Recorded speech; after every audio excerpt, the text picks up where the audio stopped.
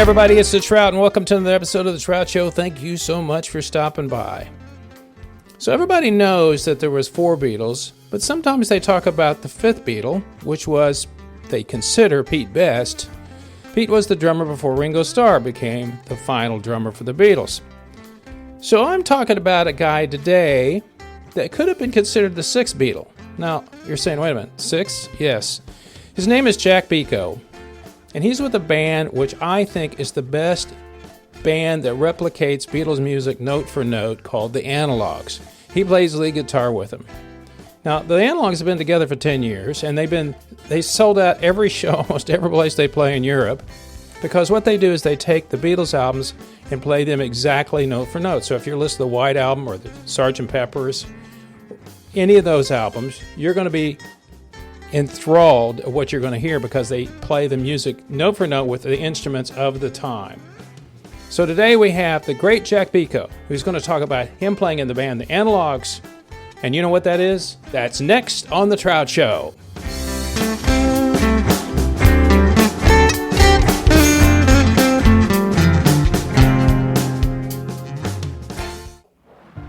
You know, there are times in our life when we come across financial problems that we just don't know what to do.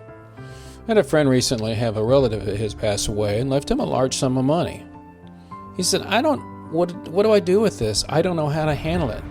Well, I've got just the kind of person that you need to talk to if you're in this situation yourself, and that's David Smith with Edward Jones.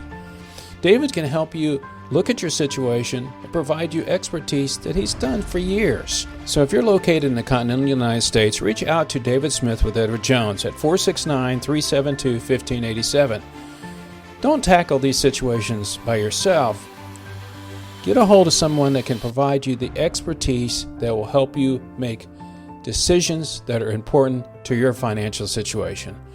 So don't forget, call David Smith 469-372-1587 for all the financial assistance that you may come across. David Smith with Edward Jones.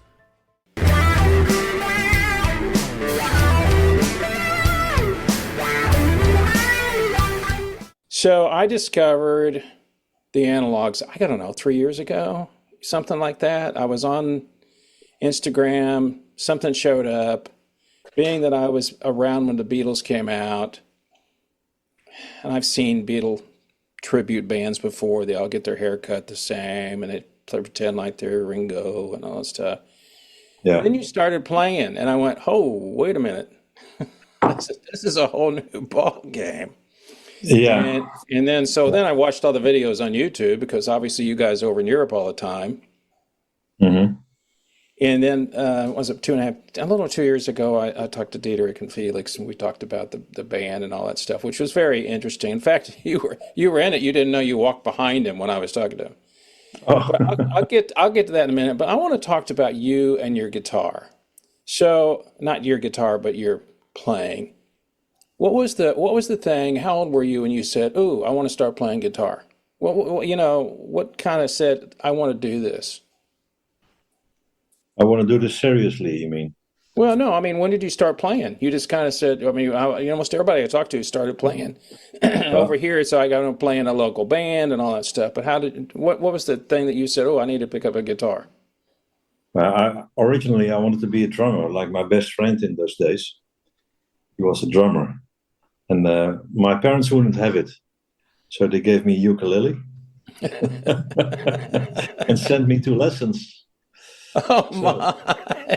Ukulele lessons. Oh yeah, ukulele lessons from my 6th to my 9th. Okay. From my 9th, I got a whole guitar, Spanish guitar. Yeah. And continuous lessons till I was 13. Then I went to high school, and then you get other friends, on the public, and started playing electric guitar. And that's where I got really enthusiastic. And I remember, of course, I played the Beatles and the Stones and all those pop things on the top 40 and whatnot. But I think it was that until I heard Voodoo Child, Jimi Hendrix on the radio. Mm-hmm. And I said, wow, that guitar is on fire, you know, this fuzzing. I didn't know what was happening. Wow, is it also possible on an electric guitar, you know? Yeah. And then I decided I wanted to do more with this. I really want to study it. Yeah. So after high school, I wanted to go to the conservatory. That's the name, yeah. That's right. Yeah, for over there. Yeah, that's what you guys call it. Sure. Yeah. But again, my parents wouldn't have it. First learn something you can fall back to. So I went to a study for a teacher. So I did that, and after 3 years, I went to the conservatory. Yeah. So that's when I made it a serious business. But I was there on the conservatory with my classical guitar. And I was going to say, were you learning classics? Is that where you're playing more classical music or something like that? Yeah, that was on the conservatory. You could only study classical. Okay. And I was there first year, and I met this teacher. He was a very young guy. He taught there for the first year, and he was really a jazz rock fanatic, a fusion, and we got befriended. And he said, I'm teaching here, but it's all classical shit and all. And I would like to have a department here on the conservatory where you can study jazz, or modern music. Yeah. I said, that's exactly what I want, if I'm honest, Yeah. Because that was not happening very much in Holland those days. There was only one school in Holland, in Rotterdam, where they had a jazz department. So I'm just curious. Do you remember what his influences were? Who he liked at that time? The jazz. Do you remember? Well, because I got on the conservatory, I played a lot of this jazz rock and fusion, So, so that Lee Rittenauer, Robin Ford, Gotcha. John McLaughlin, those guys, yeah. But of course, I played all the pop shit also. And I had my bands in my hometown. Yeah. I was this guy that went to the conservatory, and I opened my guitar case, and there was this Stratocaster with the vibrato bar, Yeah. And people said, "Oh, what is this? What is this?" Oh, Jack, play that Santana again. Santana, eh? So it was, but. I learned quite a lot there. I did 3 years, and then I skipped. Then I dropped out. I had so many bands and ensembles. Well, don't you think learning the conservatory, even the classic stuff, I used to listen to Segovia all the time when I was a kid, because I always thought, how does one guy sound like three people playing at the same time? And I've always been disappointed in the younger artists now when I start asking about, do you study the guitar? How did it all get started? And they just, somebody 10 years ago or something like that, they'll talk about something like that. But don't you think, though, being there gave you the ability to understand, because jazz is a completely different animal than rock and all that stuff, and I know all those people you talked about. Didn't it help you become a better musician? Yeah, I think so. I think the classical training really helped. That when I played classical guitar, really good for your technique. Mm-hmm. And your understanding of harmonics in classical, and the jazz department also taught me a lot about harmonics. And the chords in the jazz are completely different. Yes, of course, yeah. They're nothing like, I grew up, and I'm a Texas native. I grew up playing blues, rock, and stuff like that. So we were all about three chords, play a blues song, just tell me what key we're in, let's go. Yeah. And so when I started listening to one of my favorite two guitarists are not with us anymore, Jimmy and Jeff Beck. And I just admired Jeff. I got to see him once. I got to see Jimmy actually before he died. But all right.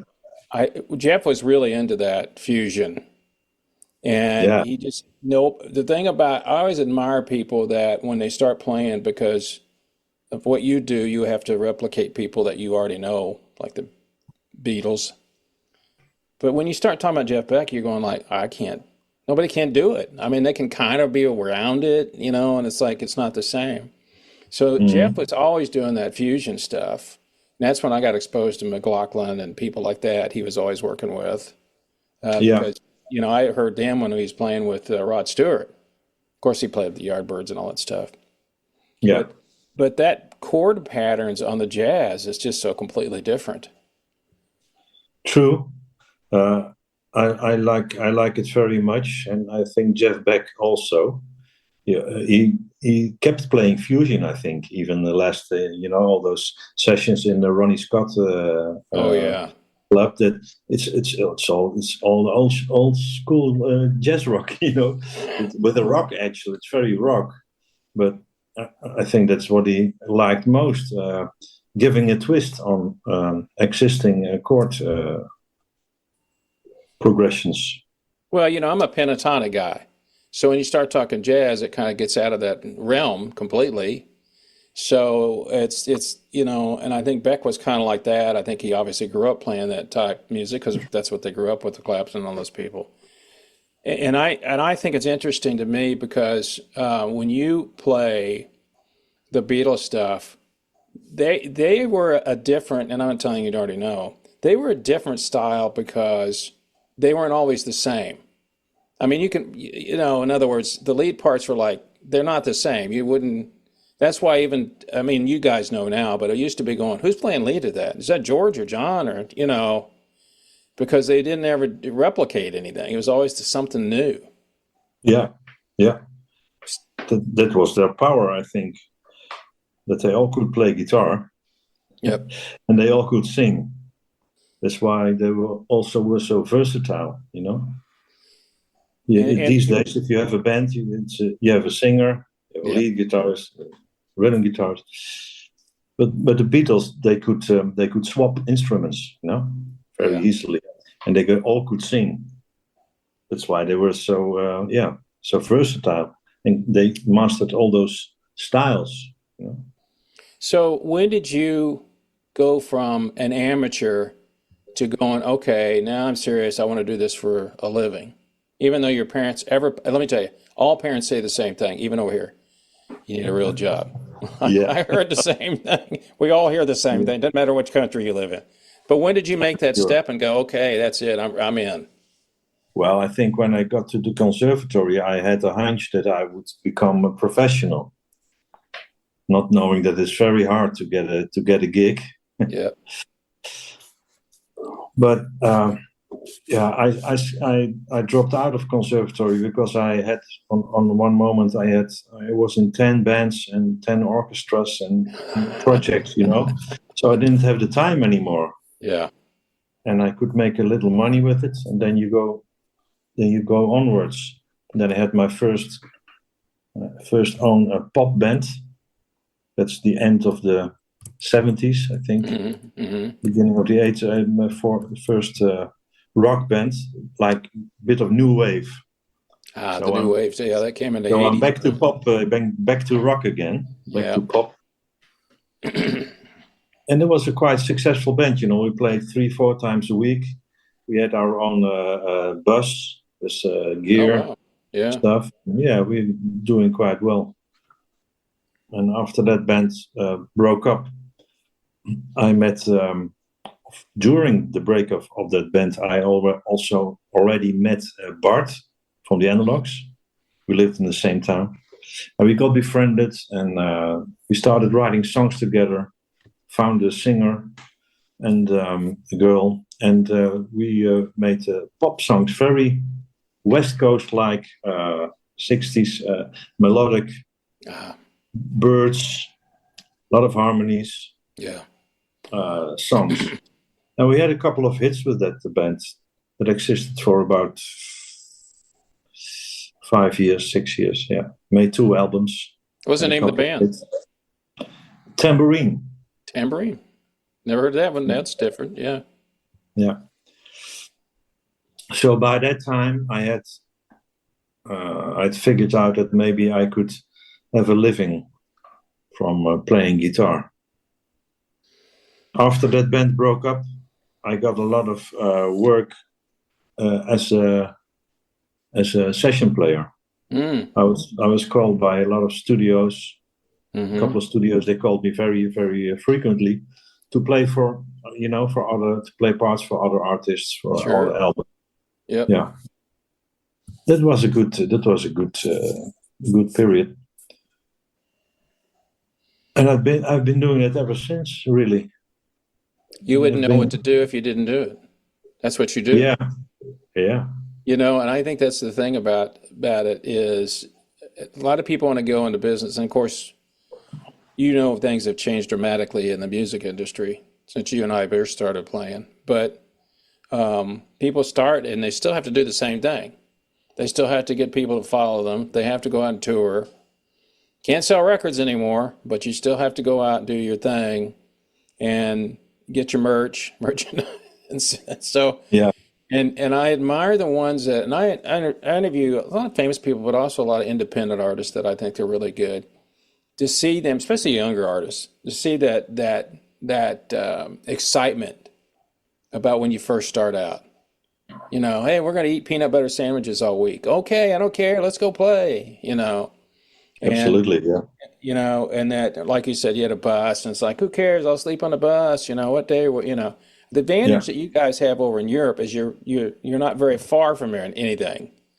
Over here, if you want to tour, if you want to get out, the state of Texas, you could tour for a long time of all the big cities here. But here you're going like, it's 3,000 miles or 15, it's a 3-day trip or something like that. And you're going from one place to the other. And for one gig. Yeah, for one gig. So, and that was one thing that, that was the one thing weird about Jimi Hendrix was his people would book them and he'd be playing on the East Coast and then he'd be playing in the Midwest and he'd be playing on the West Coast. He was traveling all the time. Not like they do now, you just look at, you go here, just like you guys do over there. You go here and then you just go here. You don't go the next, you're not traveling very far. But I think that's the advantage you always have had. And talking to a lot of artists in Europe and the UK, I think you have more festivals than we do. We have them, but they're different over there. And you also are not looking to play to, if you play to 200 or 300 people, that's a pretty good deal.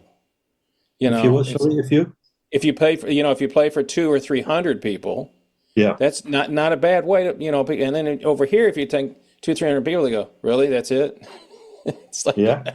I mean, it's still a good crowd, but over here, you're like, I'm playing at a 2,000 seater, and that kind of thing. So the thing that's interesting to me is what you just said. You've known Bart for so many years. That who had, and I've read all about you guys, but I'd rather hear it from the real people.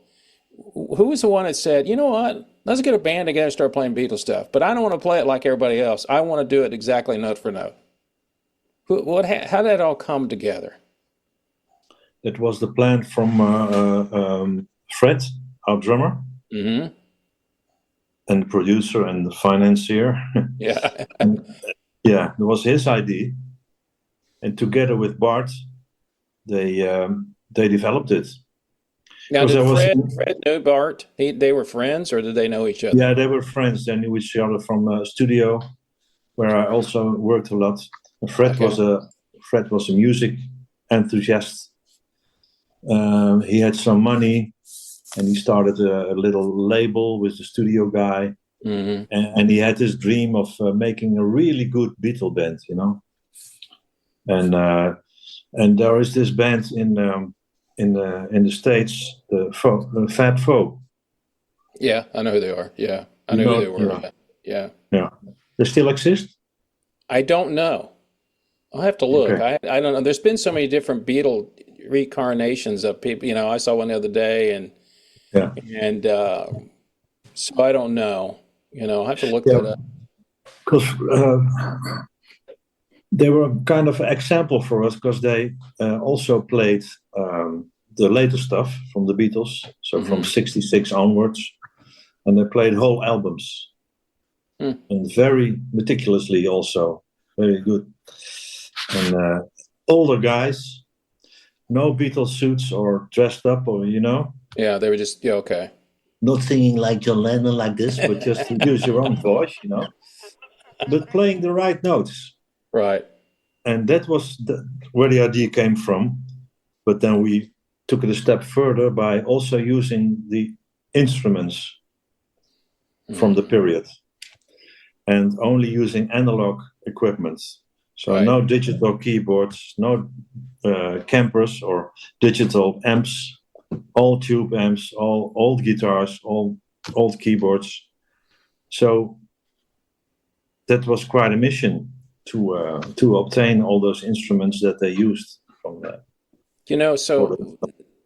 So when you guys started, how many years how long ago was it when the band Now started? we 10 are in our years. 10. Yeah. And I ask people this, Jack, but I want to know, when did you guys realize that you had something special? How long did it take to go from being a Beatles tribute band, so to speak, playing the notes, to then having people can't hardly wait to come see you? And when was that? I mean, did it take a year, 2 years, or something like that? Or how quickly did that come about? I think it took about a year and a half, something like that, because the first album we decided of, no, we did some tryouts in a club in Right. Amsterdam Center, and we did a lot of marketing around it, and we told the story online. The story is this: we play only old Beatles stuff on original instruments, and we play whole albums, and that's so. And you're invited, and the place was crowded, and but of course it's all in crowd, it's all people, Yeah. and all press and all that. But we got very good press, and then slowly a rumor started, and we did the first tour. That was a Magical Mystery Tour. That album we did first in 2015. And I know the first gig there were 250 people. It was the place was empty, sort of. Yeah. But then the word spread. That's how it works.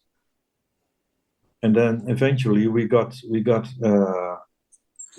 a TV show where we could play and tell our story, and it was a very important TV show. It was every night in Holland on between 7 and 8 in the evening.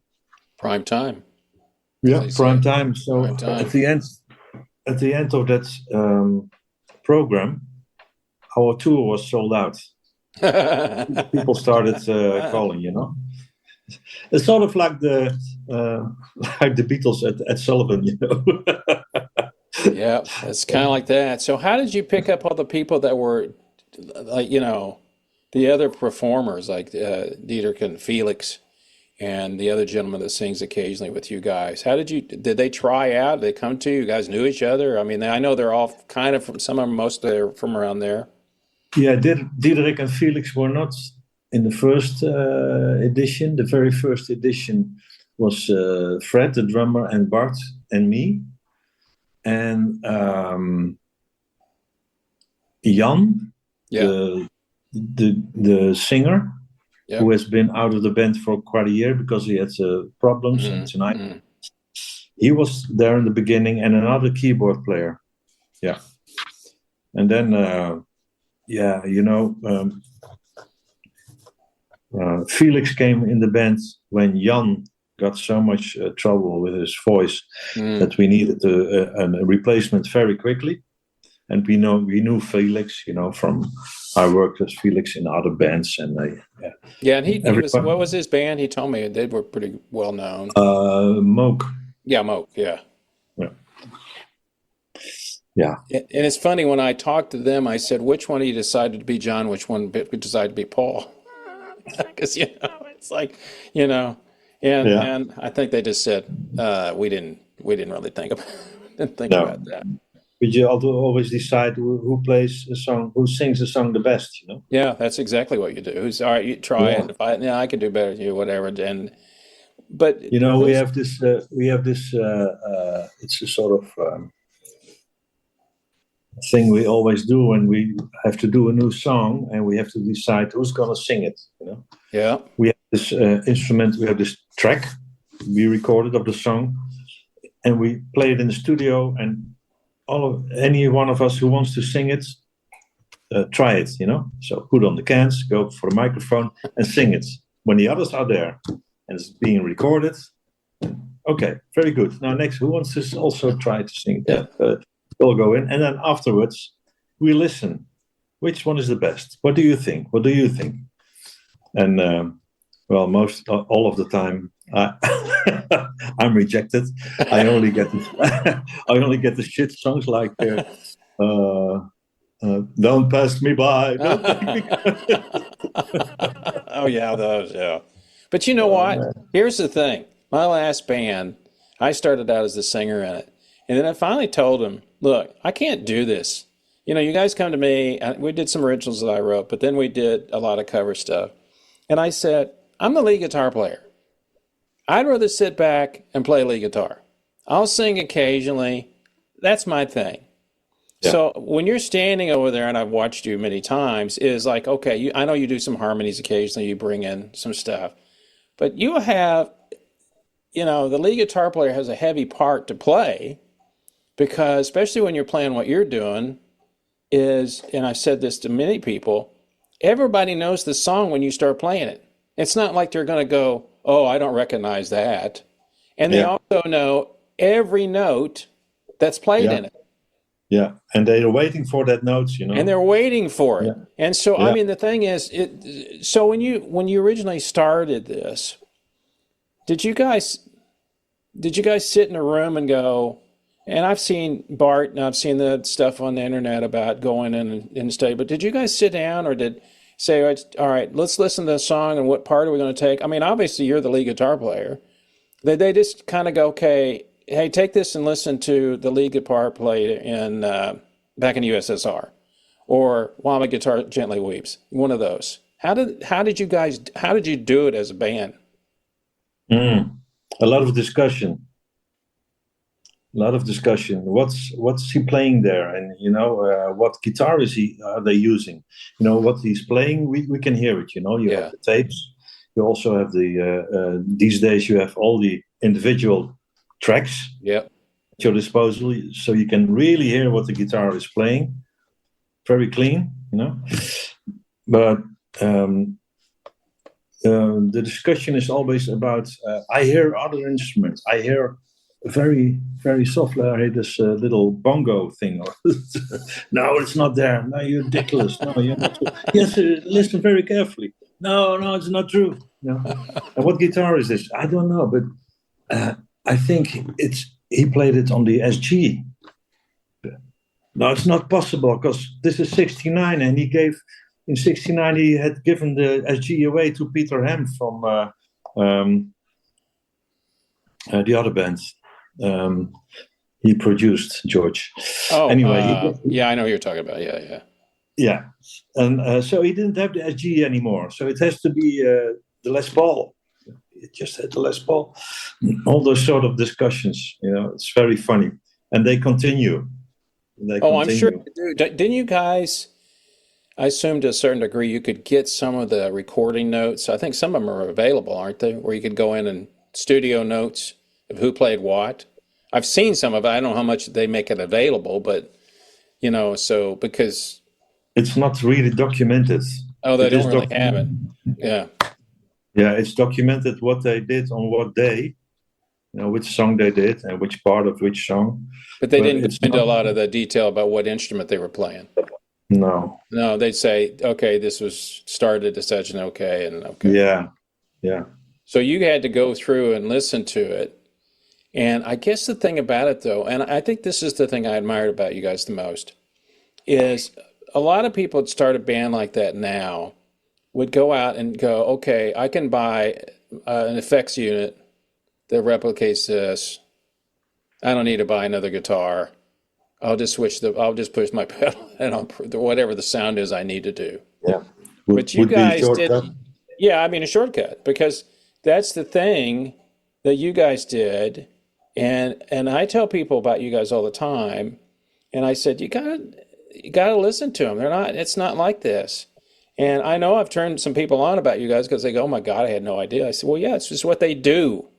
This is what they do," and the it's almost like it to me when I watched you guys the first one. I was watching the White Album, I think the first one is the dance that has to be choreographed to go. Okay, bring this out real quick. Bring this out. Put this bass in here. Okay, give me the keyboards. Go.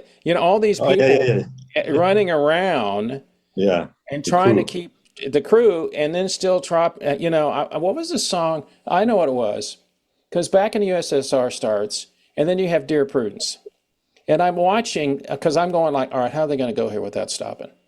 Because that was the first thing I thought. It was like, who's doing this? Because I knew it just bled into the next track. And then I had to watch it a couple times. Like, oh, I see. Okay, now I got it over here. He's doing that. Okay, I got that. Yeah. But to Yeah. be able to, and I think part of it, and I'm from that generation. Did you ever think seriously that it'd be this successful when you started? I mean, here you are, 10 years old, 10 years later. I looked at your tour list. Several of the dates are already sold out. And it's almost like people can't get enough.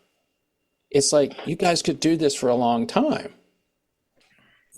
Yes, we could. And no, we never thought it would be this successful. Hmm. I like the idea because I remember that Bart phoned me up and said, "Hey, Bico, you want to?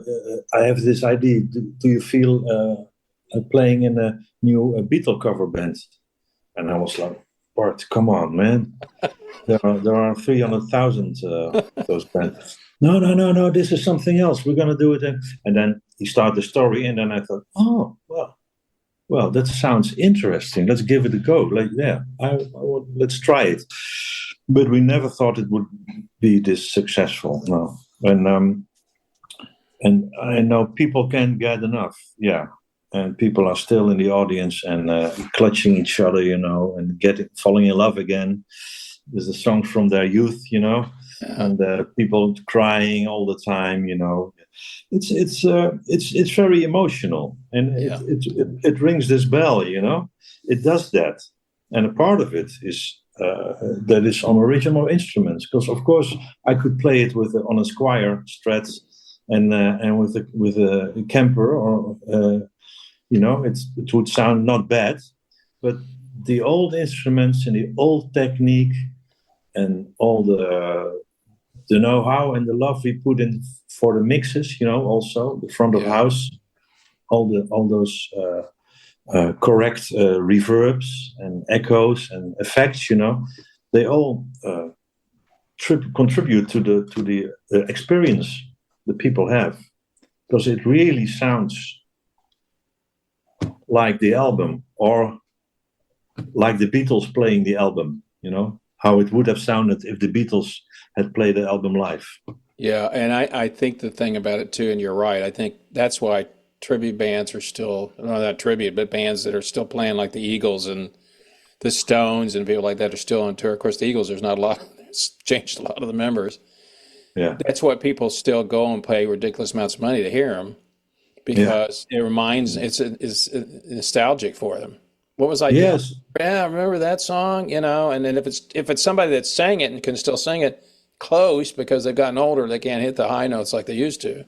Yeah. I remember Elton John saying a few years ago, he says, no way. That's why everything, and of course you and I know when we listen to it, go, okay, that's modulated down a key. It's like, they don't know in a crowd, but we know, because it's like, no freaking way you're going to hit that note that anymore. Yeah. And the thing about it, so you started out and you did this, and I remember when I talked to the other guys, I said, why haven't you, and I know the answer, but as successful as you are in Europe, and I know you've been to the UK a few times, why haven't you come to America? Now, I can answer that question to a certain degree. It takes a lot of money to come to America. You got to go through a lot of hoops. You got to have all sorts of things you got to get. Visas, you got to do a lot of stuff. But, and I know you don't do it for the money. The money's great now for you guys selling out and all that stuff. But my goodness, if you came over here and did 10 dates, you could pick the place you wanted to and sell out. But you got 12 people that come on stage. Mm-hmm. And you're used to the ones that play violin and all that stuff. You know, and I'm sure you've all got together with Fred and everybody gone, man, the States, we need to go to the States. Yeah, of course. And certainly Fred, because he's half American, you know. His wife is American. Oh, okay. Well, I didn't know that. And he has an apartment there, an apartment house there. So he's in America a lot. It's his second home country. And he certainly wants to play America, or at least the Beacon in New York. Yeah, I figured that's probably where he was. He lives in New York or someplace over there. Yeah. Yeah, and invite all his business friends. But yeah, we want also. You know, we are begging or for years. Yeah. Why don't we go to Las Vegas? You know, if we play half a year in Las Vegas, we don't have to work the rest of our lives. You know? Oh, no, you wouldn't. Yeah, I understand though, because I've talked to other musicians that even their solo acts, small acts, it's not easy sometimes. You know, because the fact that the visas can be difficult sometimes. But it's just I'm a logistics guy. And I, from the standpoint, I admire people that put big things together like the band you're in, because I know the logistics have to be, well, now you got it down to science. But I was interviewing the producer of the Experience Hendrix tour, which is starting up. And, you know, they get all the famous guitarists to come in. These are people that are Grammy winners by themselves, and they put them all on this tour. And I just kind of went, how'd you get all these guys to agree to do this? I mean, you know, and he said, well, because they like playing Jimi Hendrix, you know. Yeah. But the other thing too. No, go ahead. In the end, it's the love for the music, of course. Well, haven't you changed? I mean, have you seen over the course of several years that the crowd, even though it's an older crowd, I'm sure a lot of younger people come in now. Yeah, more and more younger people, especially abroad, especially in Germany and France. It's getting younger and younger. You know, like couples from in their 40s with their children of 8 to 10 years. Yeah, come on, you have to see the Beatles. Part of your education. Well, and you know, it's funny when you talk to younger people. Sometimes they'll tell you, I say, you know, I always listen. What do you listen? What's on your playlist? Oh, I got let's see, the Beatles, and I got. And they start naming them off, and I'm going like, what? Oh, I don't listen to new stuff. You know, it might be around the early '70s I listen to, or something like that, and it's not like you'd expect. And it's like you'd figured, I Taylor Swift, and you know, whatever the current thing is hot. But the other thing too, so when you guys, you made a comment a while ago, which is that's another thing, because all your recordings, live recordings, are great sounding, but that point you made earlier was in front of the house, it has to sound like that. You know, it's easy to manipulate that after the fact, but you can't do that when you're there. You know, so your sound reinforcement people must. I mean, you must have had the same people for quite some time. Yeah. You'd have to. All the time. We have a very good crew. Yeah, a very good crew. And I hear all the time from the audience that the sound is very good. I've only heard once or twice from people that it's very loud, but there was only once or twice. Most of the time it's very good. It's very good. Very not loud. Too loud. Yeah. I don't think the Beatles could play. Well, of course, they couldn't play loud at all because they had their. That's one of the reasons they had to quit, because they couldn't hear themselves. Yeah, couldn't play loud enough. Yeah, and it's interesting too when you think about all the electronic equipment we have nowadays. that, and sitting behind me is my Marshall amp.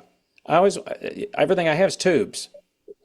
I have a practice amp I use, but it's just something I use but everything else is tubes. So you guys had to go out and find all these guitars. Now, of course, I was told the only one that you didn't go after was the one that was the Les Paul that was about $250,000 if you'd bought the 1950 whatever it was. You just got a reissue. Yeah. And let's talk about your equipment. How many guitars do you play? So let's talk about. I'm familiar with the White Album. So how many different guitars do you switch to on that particular album? I don't know, but I know on my side of stage there are roughly 15 guitars. Well, yeah. And as a player, each one of them plays a little different. That. Yeah, and sometimes you have to have a drop D because the Beatles also spinned tracks. Oh, so what did you use the drop D on? I didn't know they did that, or is it just the way they recorded it? For instance, Julia. Mm-hmm. I think it's drop D. I always wonder why that sounded different. That makes sense. Well, a couple of those Travis picking acoustic songs. I don't remember. I don't know by heart. Sorry. And so instead of tuning the existing guitar down, we can do that. And we have another guitar tuned down or tuned up. Yeah. So there's a lot of guitar. Yeah. So do you go direct on the acoustics on that? I mean, I think, don't you use some pedals, or is it my imagination? It's just you change guitars and do fetzing around with the guitar.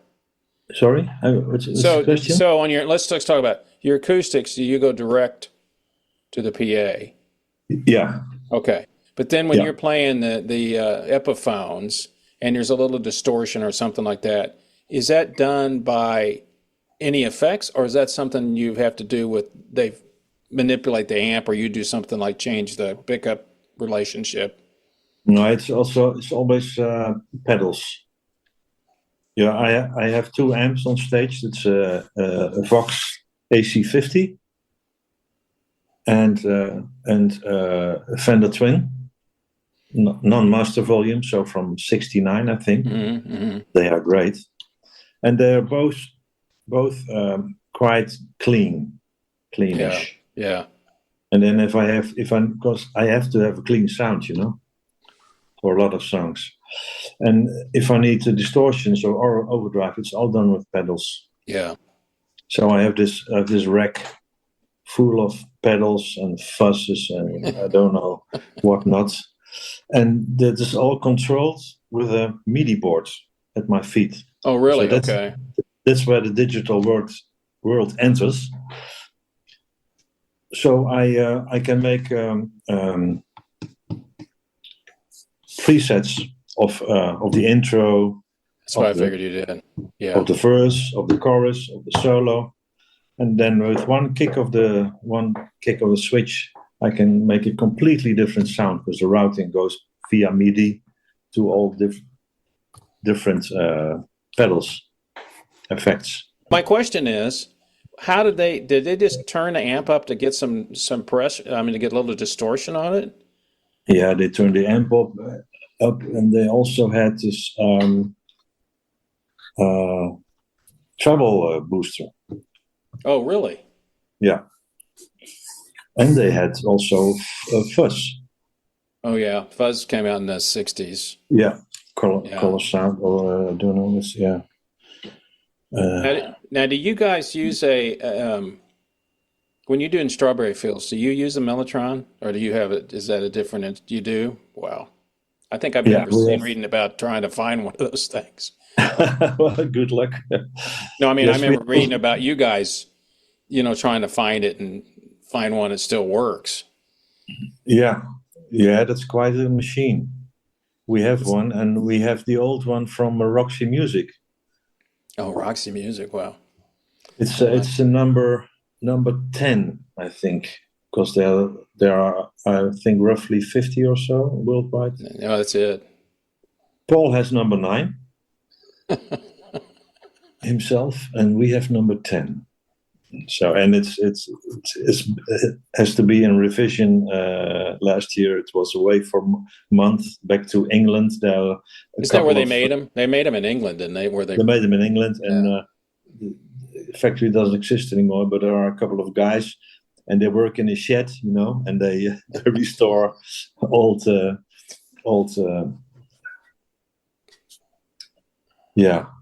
That's what they do. So then it has to go there, and it takes them a month to repair it and to.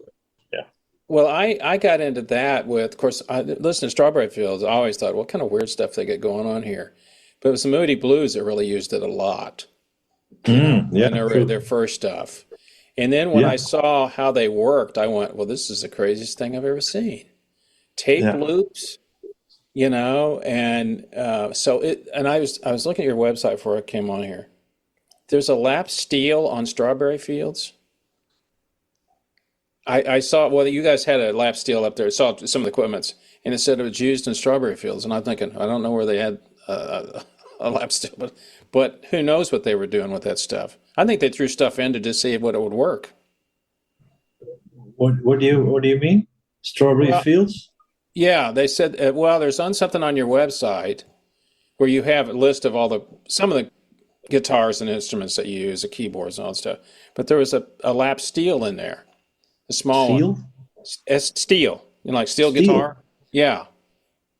And it said used in Strawberry Fields. And I'm thinking, okay, where does that come into play?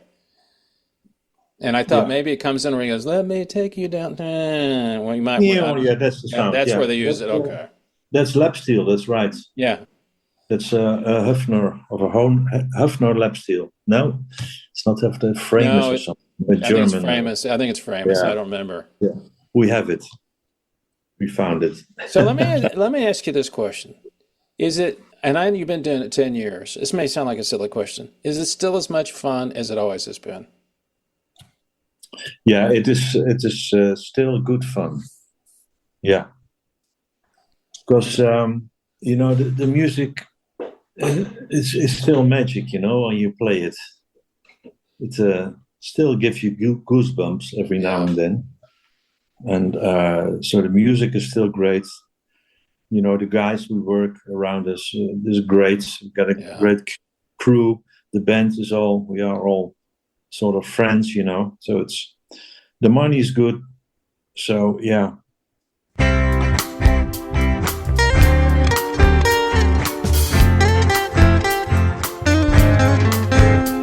Well, that's it for this episode of The Trout Show. Thank you so much for stopping by and listening to it.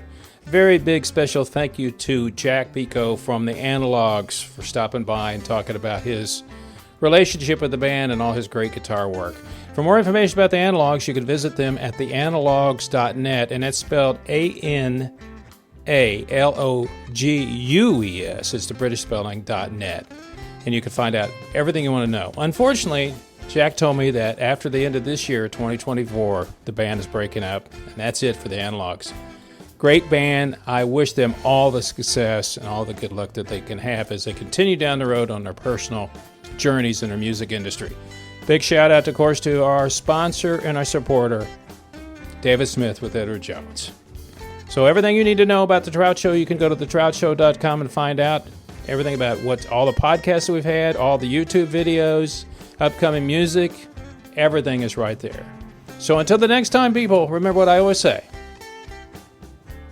It's only rock and roll, but I love it. See ya.